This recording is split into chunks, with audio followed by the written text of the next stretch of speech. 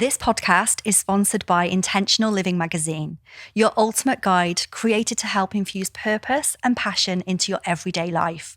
From expert features that provide valuable insights to thought-provoking content that sparks transformation, this magazine, an online platform, is a perfect source of inspiration for all of those of us who truly believe in the power of intentional choices. In this episode, we are talking about leadership, and I am going to interview you, Claire, on why you are so passionate about leadership and the work that we do. Yeah, it's a good one. It is a good one. Enjoy. Yeah, I loved it, as you can tell. Enjoy. So, Claire, today I would really love to talk to you about leadership. No, we're going to talk about leadership, but as we were just chatting about that, you said years ago I was going to start a group called Lead Her Ship, but it was a bit cheesy. Tell us what Lead Her Ship was about. It was, I think, was it in lockdown? It must have been 2020. And I obviously set up, I then went with the Purpose Pusher project. But I really absolutely love leadership, as in the concept of leadership and what it stands for helping yourself lead yourself and helping others to follow with your vision if they align with it. And working with women as well as men on one-to-one basis, I always refer back to, where do you see yourself? Do you see yourself as a leader? Most people are leaders who come to work with us at some form, whether they're a leader in a business, whether they're a leader at home or a community or a school, they're leaders. And I think we've all got that leadership inside us. And I thought, I was just thinking of things to call group, me group. And it was like, I'm working with women. I could just work with women and call it Lead Her Ship. I was like, oh, that sounds really good. Leadership, lead with like, and I could see it lead, and then the hair would be a like a capital HGR ship. So it was still leadership, but it was Lead Her Ship, just for women. And then it just a couple of days I dropped in and I went, that's cheesy as cheese on toast.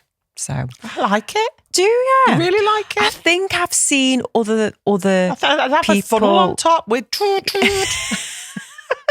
like a Titanic funnel. Yeah, I would. So I can see you going into Brandon mode already. I know, my mind's gone. And I've just always been really passionate about leadership and about, the different types of leaders. And we do a lot of leadership training. And I'd say that's one of my real big passions, because it does fit in well with performance and holistic well-being.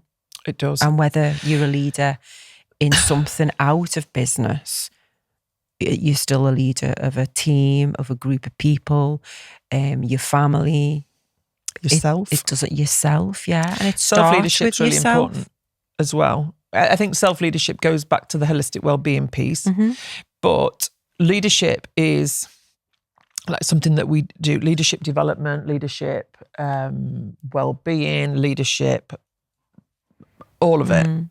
And it is a passion of yours, both of ours, but you lead with leadership, I think. And so I would like you to tell us a little bit about what got you into that kind of work. Yeah. God, you're going back to, do you know what? When I think about it, taking it right the way back when I used to be in the Brownies. Did I tell you I got kicked out of the Brownies? Did you? Yeah. For what reason? Because the brown owl caught me tying the knots in the Goodwill elephant tail string outside. We had to do loads of good deeds and tie a knot in the week, and I was tying the knots outside. That's my memory anyway. Wow. Brown owl. Brown owl. Brown owl. There was a pack leader though in guides. Well, there you go. So I did cause havoc there as well. I could imagine, because that's what you're here for. Is the taps at the end? Do you remember doing taps? Yeah. Where you sing at the end, days done, gone the sun, all that. Oh, we didn't do that the sea, one. Gone the hills, and all was is well, safely rest. God is not. Good night, guides. Well, I started with the shoulders. Guides. Yeah. I only did Brownies. I didn't get as far as Scale Guides. Oh. but I'll tell you about that another time, because it was a horrific brownie camp trip that devastated me and my mate Lynn.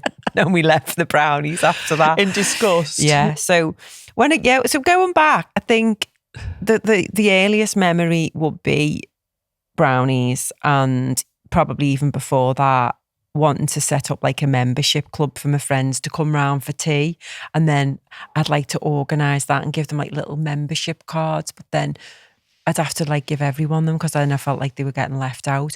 But I like the thought of bringing people together to do something. To find so out whether that was to play or whether that was to, create something. Club. That's a club.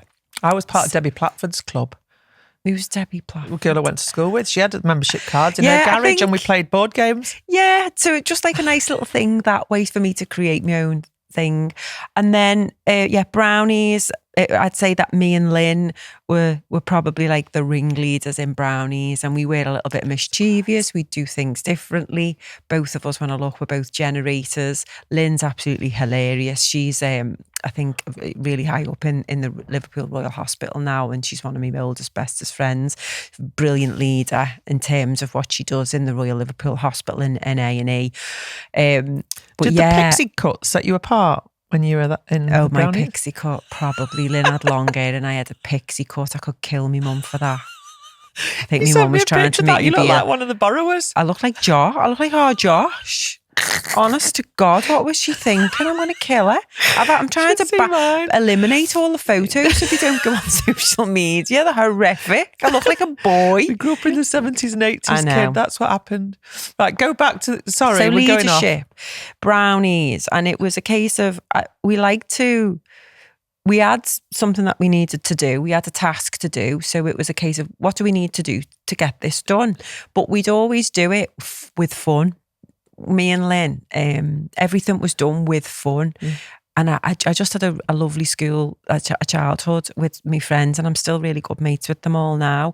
So brownies is the first memory, and it was about, you've got jobs to do and you've got to get it done. So we get them done, and we do it with fun. And then sort of like you get into older life and you get into, jobs and work, and then the fun sort of goes, doesn't it? And it's not until I was about 23, I started a QVC, the shopping channel, which is a global business that have shopping channels all over the world. And one of their UK headquarters is in Knowsley in Liverpool, and that's where I decided that I wanted to work when I come back from a trip in Ibiza where I was working. And I thought, I need to come home and get a sensible job and do something with my life. And then I ended up on the phones in QVC. But it was an opening into me working for a large organisation who actually really cared about their staff. They had really robust and interest and training programs within the business. So they had a leadership development program that they delivered in-house for internally growing their people. And I ended up, after a couple of years, went for a role in HR, helping and supporting the HR director as his PA while the PA was on maternity leave. And then I loved working in HR, working with people. A job then came up in training and development for a contact centre trainer. So I went for that, got the job, and then again worked my way up. And I was just doing basic training on customer services and doing the behavioural skills as well as the technical skills. And then it led me into becoming a learning and development consultant within QVC. And I was looking after all of the background corporate departments. So finance, payroll, IT, HR, training, all of the back office, their development. And part of that was to run an internal leadership development programme. But we did run them for contact centre and distribution as well. And anyone that was showing the willingness to want to lead or to become, personally develop could get put forward for this programme. And it would be a 12-month programme. So over the years I was there, I ran that for about 3 or 4 years. And every year it changed based on the feedback that we got from the previous applicants. And I just loved seeing people coming and starting with us. And then at the end of the course, some people dwindled off. And And some people stayed the course, and seeing that difference and the change in terms of their behaviour, the way they were thinking, the mindset, the confidence that they had in a good way, and just seeing like leadership being born.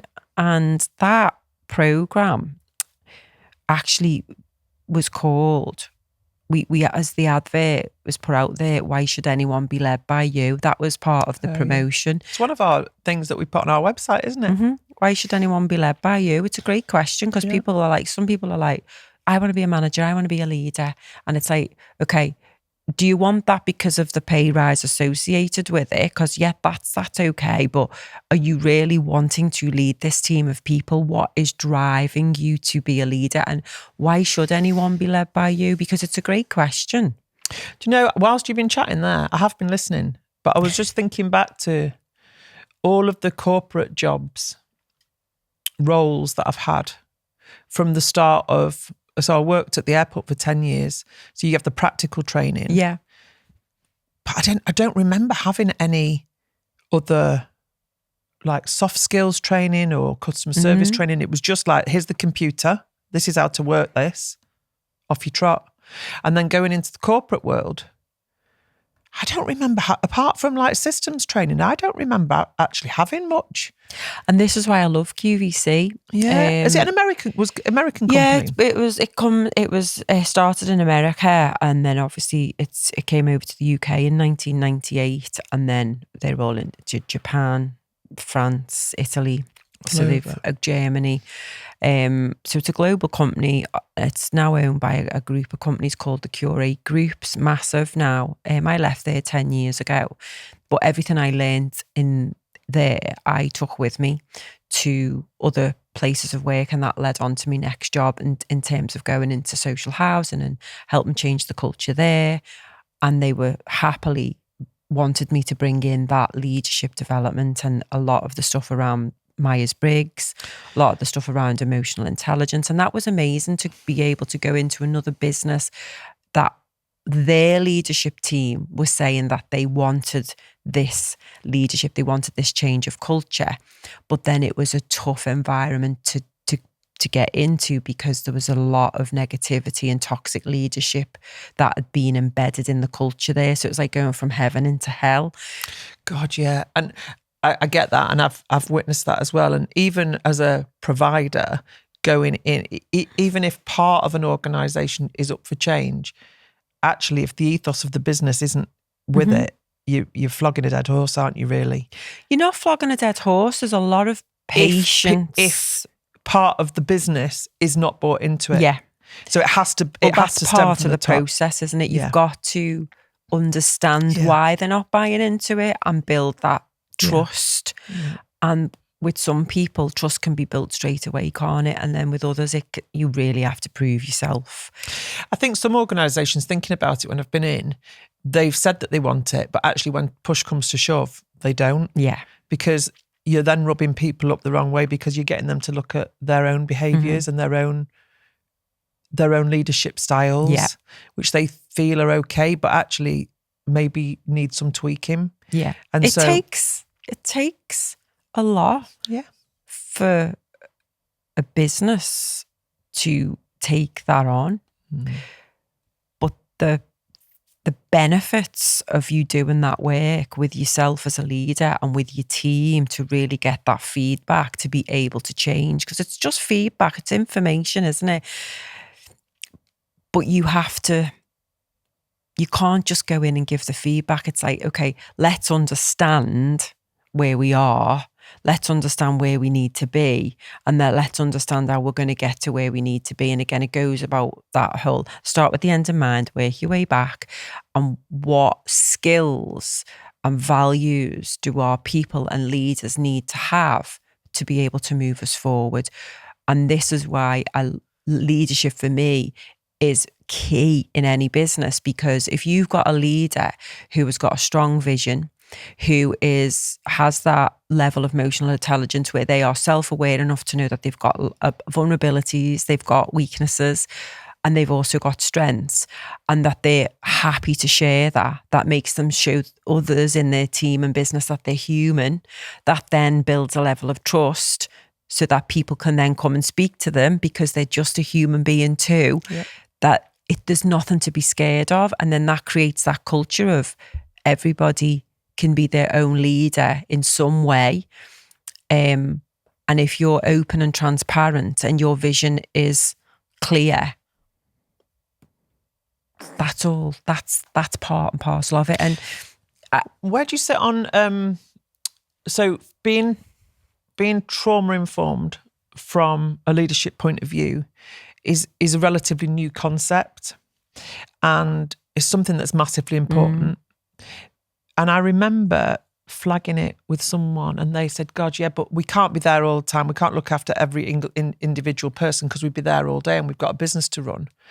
Where do you sit on that from a leadership point of view about really understanding the people within your team and their experiences? Because when you just said about feedback for some people can be taken in a completely different way based on their past experiences. Yeah. Based on past experiences and beliefs of... Absolutely, I think when you speak to most people and you say, oh, I'd like to give you some feedback, you can see them go, oh.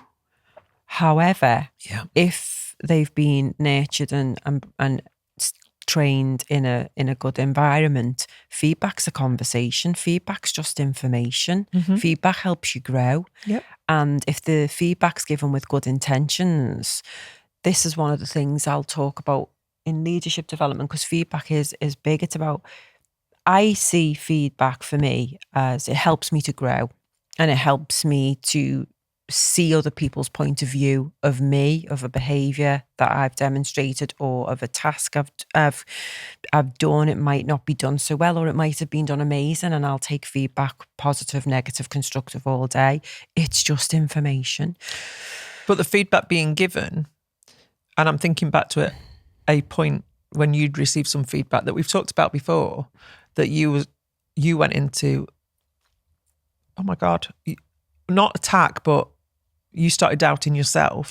But being aware that actually the feedback that's being offered is from that person's perspective as well. Yeah. And why is that triggering me so much? Because again, that goes back to self-awareness and me saying, oh, I've really, really felt this feedback. This is like really, it's hurting me. So let me sit with it. Why is it hurting me? And then breaking that down. And then probably within a day or so, I'm over it. And I'm like, okay, that's their perspective.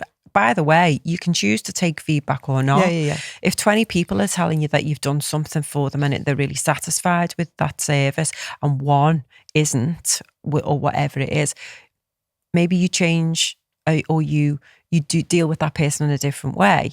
And you can take that on board or not. Again, it's about choice. Yeah, exactly. It is about choice. And I am very much, I think, if you want to be a really great leader and you want to show people how to respond to life and business, is to be open, to be self-aware, to say, you know what, guys, I don't know the answer to this, but let me ask you. Let me see what suggestions you've got for taking this business forward, or for taking this family forward. As you know, I had a big chat with my own family, and we did it, and it wasn't like a big official board meeting. It was a chat around the table where I asked them for their feedback on me and how I am with being a mum, as a friend, whatever. And there was some stuff they said to me, and I had some impressions of me done by Josh, which were they made me laugh. But it was like, wow, that's how he sees me. And I could see myself in him acting it out. And from that, the respect that you get, because I'm giving them feedback. So in turn, you give me feedback. So it's not just one way. Being a good leader is about, okay, what do I do well? What don't I do well? What can I do to improve? And if I can do the same with you. And as long as your intentions are pure, as in you helping the person grow, you're helping the business grow, or you're helping a client or customer at the end of a service, they're my reasons for giving someone feedback. It's never because I don't like them and I'm just going to tell them because I want to hurt the feelings. No, it's if I give this person some feedback, how is it going to help them? And is it just coming from a place of ego to make me feel better, or is it really going to help the whole situation? And you either give it or you let it go. Yeah. And some leaders, they class themselves as leaders. They're not.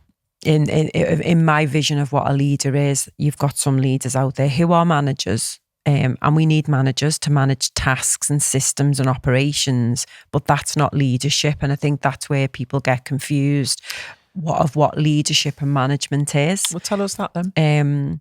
I just wanted to first go back to your question, your observation around when you said that you were employed at Manchester Airport and all of the other jobs that you were in, and you got promoted to leader or manager because you were good at your day job. Mm-hmm. So this is what happens in most organisations. We get promoted because we're good at the job that we do. We can be seen as passionate. We can be seen as someone trusted in that role. And that role might be quite operational. So you're really good at the tasks. You might be good with the customers because you've been shown that way. But then we get promoted into roles. And a lot of businesses just go, well, you're a manager now or you're a leader now. So you're now leading these team of people with who you've worked with before, who are like your friends, who also might not like the fact that you've been promoted. So that causes a bit of conflict, which is fine because that's life. But how do they deal with that change? And this is what I loved about working where I've worked, because there's a transition and people... new leaders, God love them, need that, because there's changes with your team, there's changes in processes, there's changes in the meetings that you're going to be going to with different levels of people and leaders, which for me, again, is a hierarchy thing. And for me, I just knock all that out and go, we are a group of people in a room looking at a vision or a strategy, and that's it. Mm-hmm. There doesn't need to be levels. Hierarchy.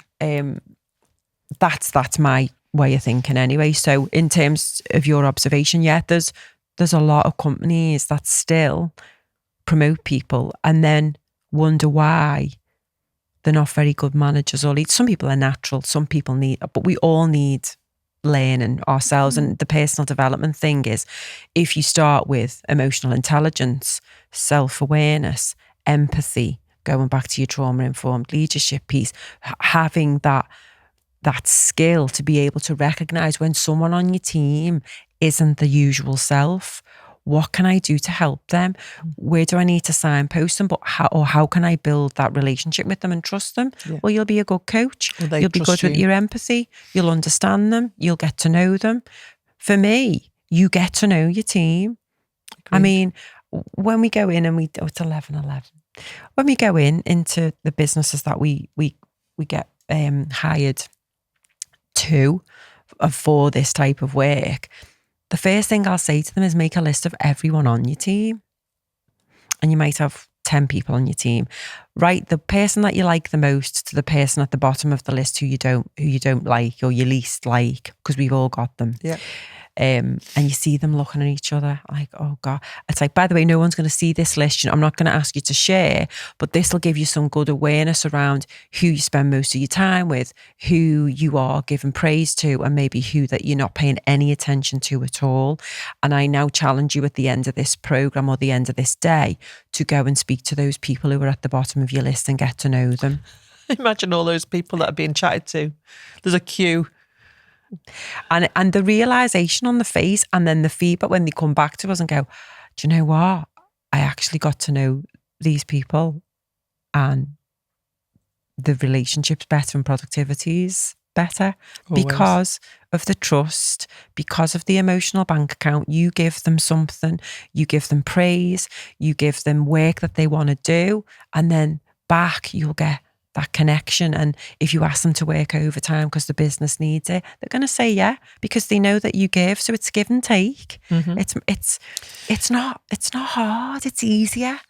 It is, and it also impacts on those individuals' self-worth, on their motivation, their well-being, all of that. Mm-hmm. It just filters through, doesn't it? Yeah. And so when you go back to the trauma-informed piece, and with some people or businesses will say, well, we haven't got the time to nurture and mollycoddle all day.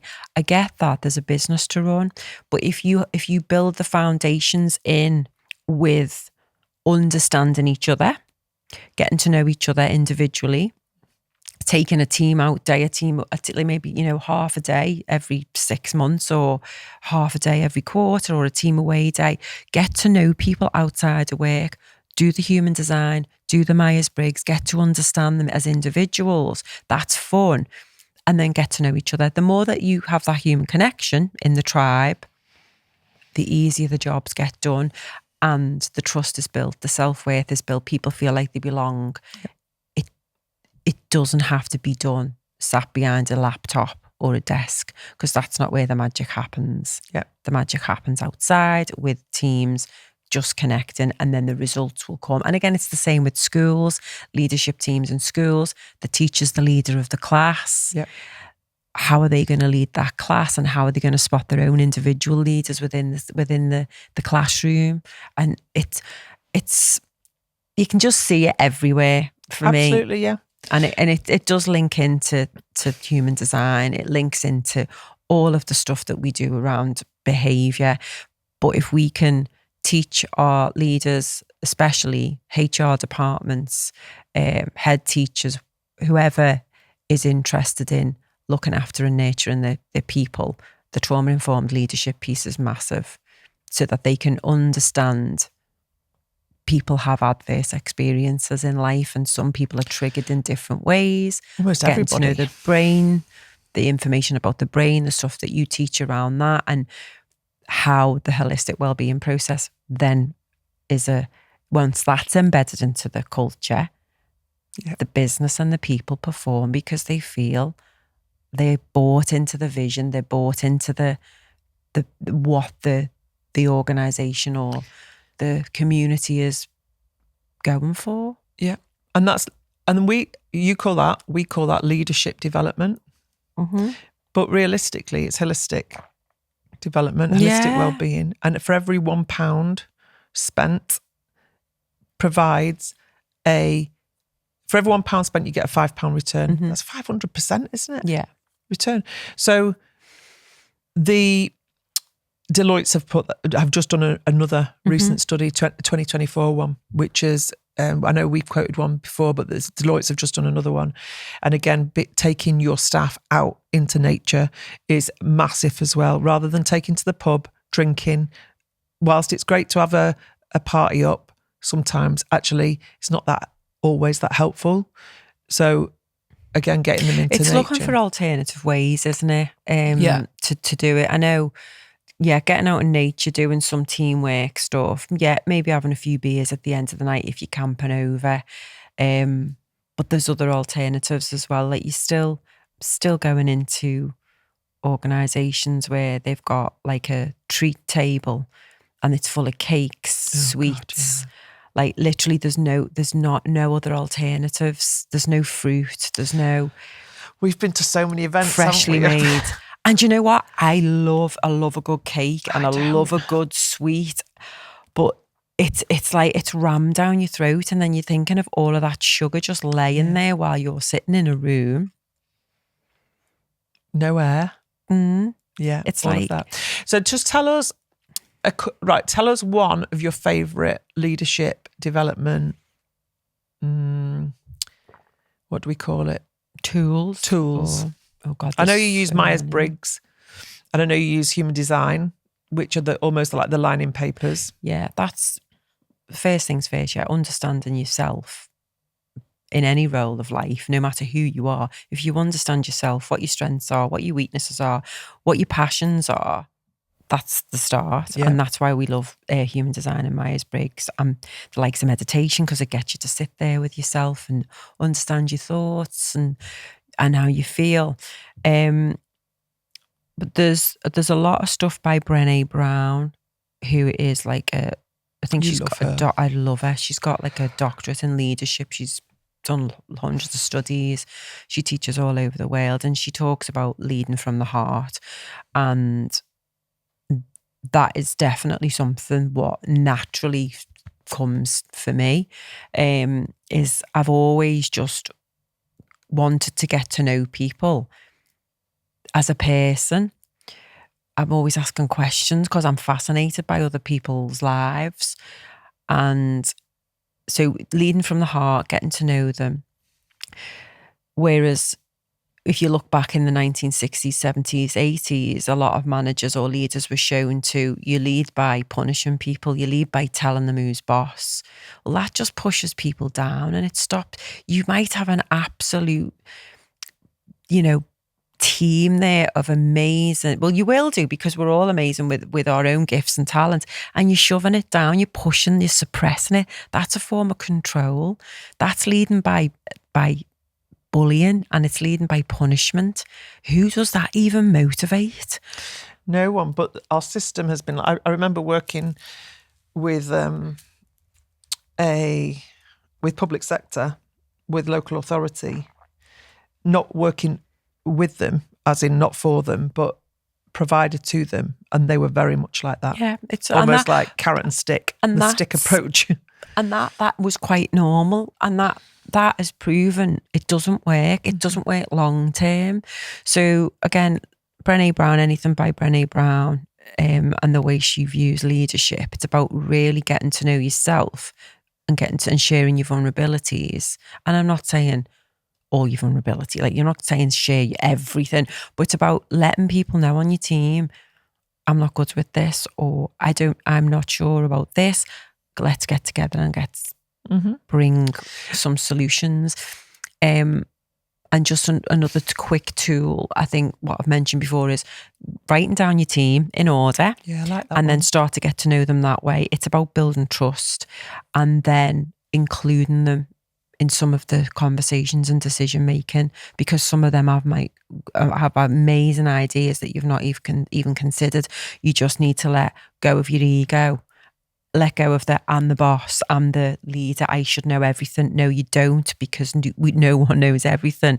Ask your team what they think and ask them for help and support. That's what they're there for. Brilliant. I love those.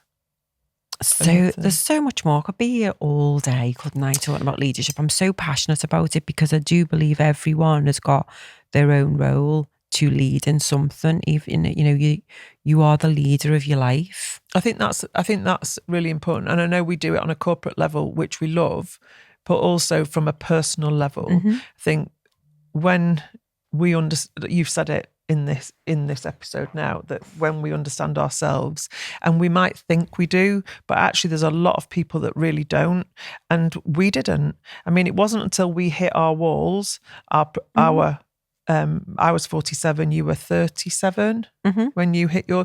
So until we stepped into that, we thought we knew who we were, but actually we didn't really. Like, constantly learning, aren't you? You're constantly uncovering things, and we change. But the level of the level of uncovering, the level of knowledge, all of that stuff now is at a whole new level, and it's so accessible now. So actually bringing that into the corporate world, the work that we do, is so powerful, because we're almost giving like permission slips out, like a checkbook. There you go, you're brilliant at that. Am I? Yes, you bloody are. Okay. And it's like, and they're allowed to be brilliant at something, and they've never necessarily had that before, because there's not been a place for it. It's almost been conditioned out. You don't need to be brilliant at that because there's no place for that. There's no JD for that, so don't do that. And it's like, where could you use that passion and gift and skill in the organisation? Yeah. 100%. And I love that. I love doing that. And even when we've worked in the corporate setting before and sitting around a table and go, do you realise that you're good at that? You know, like guys that are like heading for 50 age, that sort of age group, and going, do you know that you're brilliant at that? And you go, I remember being in one program that we did, and he went, no, but actually when you stop and think about it, actually, yeah, I am. Okay, how can I then bring that into the day? And that is so... it's just joyful, isn't it, to see someone that go, oh my God. To see someone have that, and you go, wow. And the eyes look up. Yeah. You can start looking, you can see the eyes going all over different parts of the brain, going, wow, God, there's all this stuff that I didn't know that was there.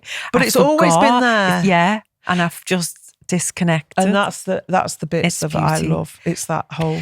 And don't get me wrong, by the way, when I talk about leading from the heart, I'm talking about the raw heart. That's what I'm saying.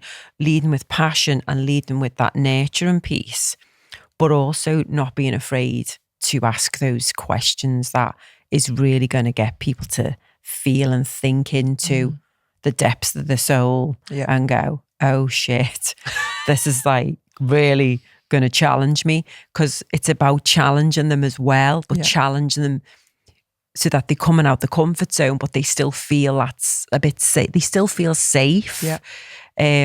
So it's not putting them in the panic zone. It's just stretching them. It's like, okay, give me what have you got? No, I think you can do. I feel like you can do more than that. I feel that there's something. So it's like unpicking that and not being afraid to challenge, and also not being afraid to take that challenge back. So people, it's that two-way communication. Absolutely. Yeah. So I'm not saying, oh, it's all.